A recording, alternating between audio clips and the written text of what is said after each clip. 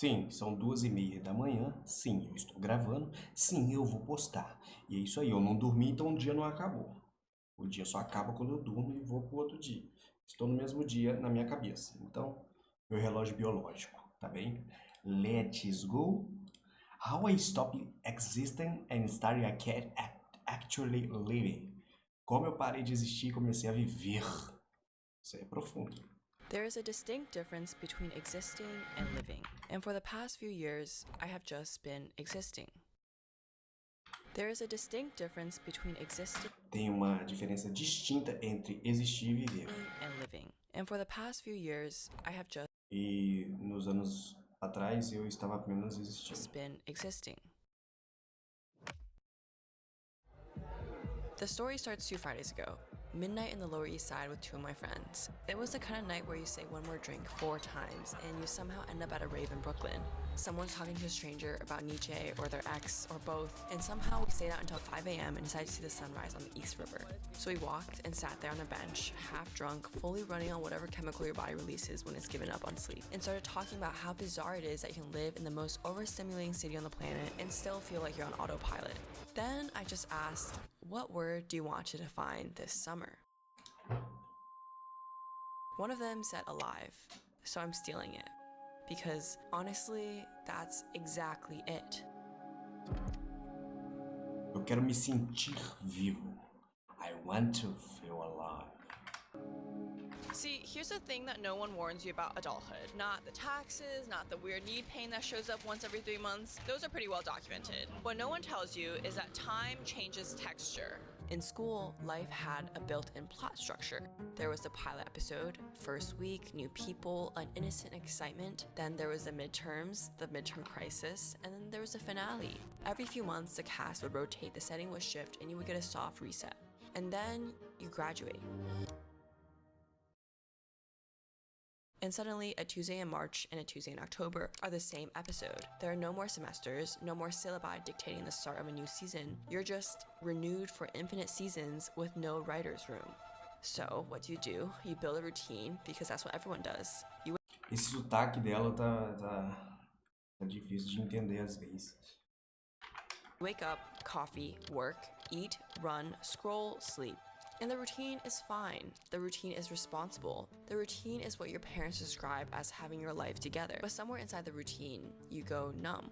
You don't notice it at first. It doesn't feel like sadness. It feels like Wednesday. You're not unhappy. That's the tricky part. You're functioning, you're going to the gym, you have a skincare routine down, and yet you're existing adjacent to your own life. You're watching it through glass. I've been thinking a lot about what alive actually means. Because it's very easy to hear that word and picture something from a tourism ad, skydiving, spontaneous road trip with the windows down, running through an airport, a boy.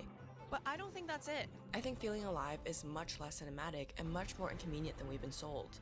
It's the moment right before you say the honest thing, when the real sentence is just sitting in your throat and you haven't decided if you should let it out.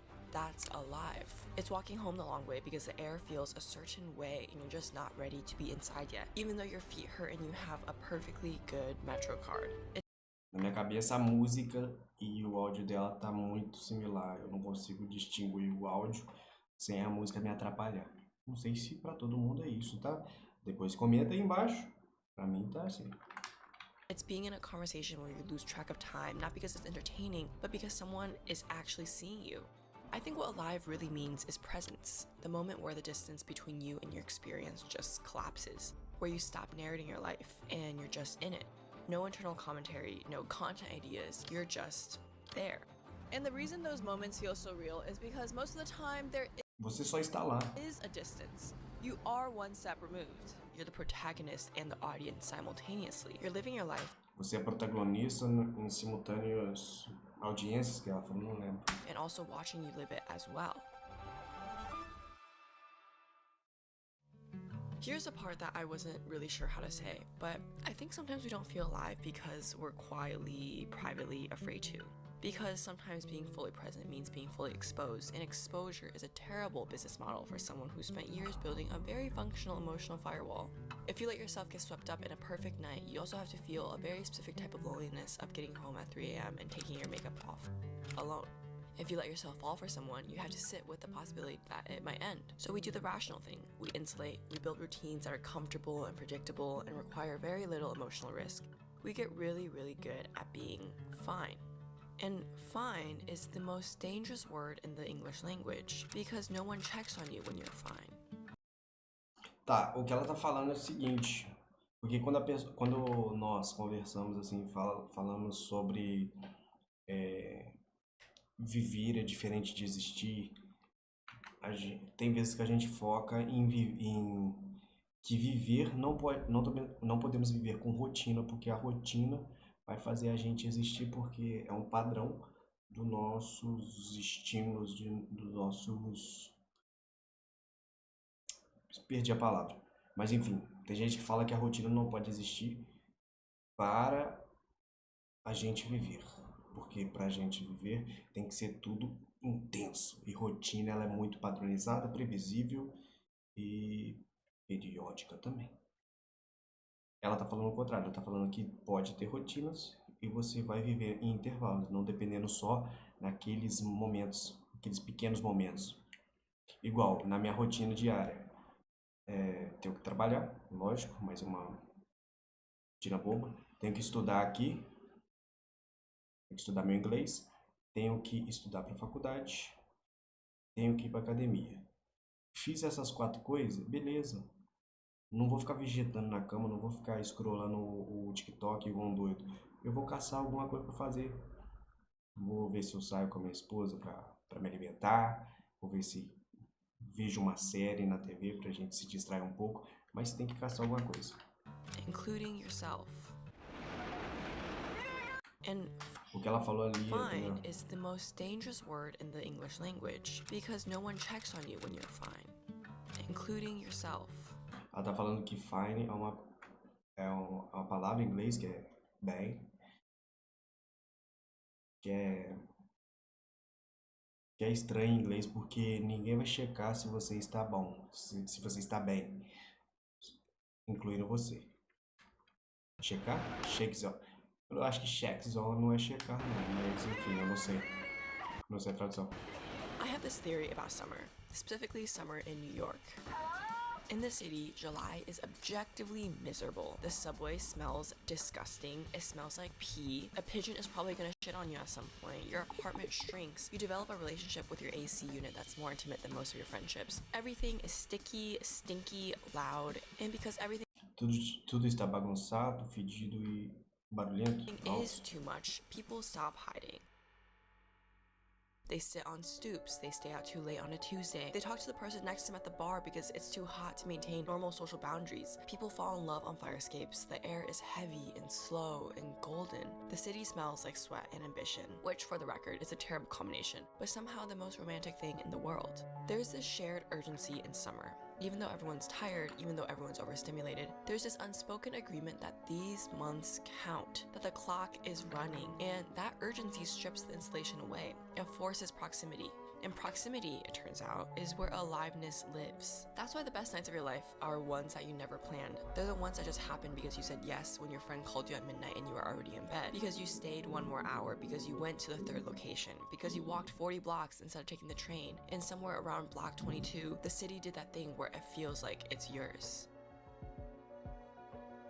I want to be clear, I have not figured this out. But what I will say is that I've started to notice the gap, the distance between me and my own life. And noticing it isn't the same as fixing it, but I think it's a prerequisite. I've been saying yes to things that scare me a little. When I want to cancel, I try not to. I try to just say yes more often. But I think these small moments of choosing presence over comfort, they compound. And sometimes in the middle of Então eu entendi que ela falou ali que ela tenta dizer sim mais frequentemente.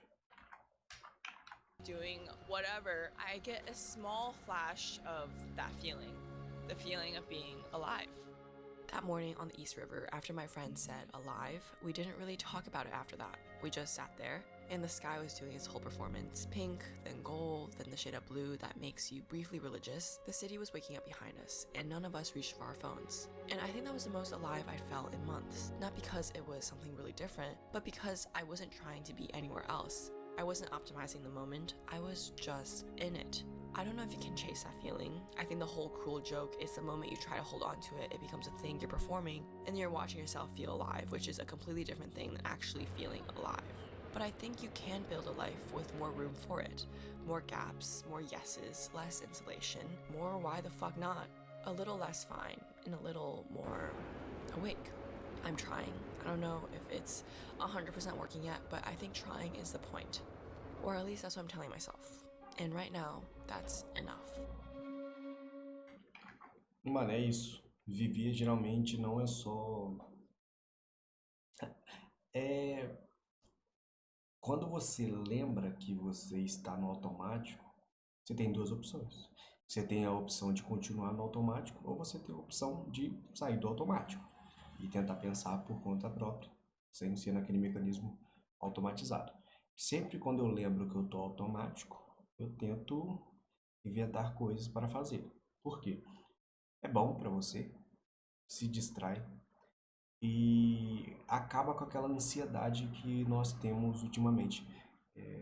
Eu não lembro, antes de 2000 e, sei lá, antes de 2014, não, para mim, tô falando experiência minha, não existia essa questão de ansiedade de por quê? Porque eu acho, eu tenho uma teoria.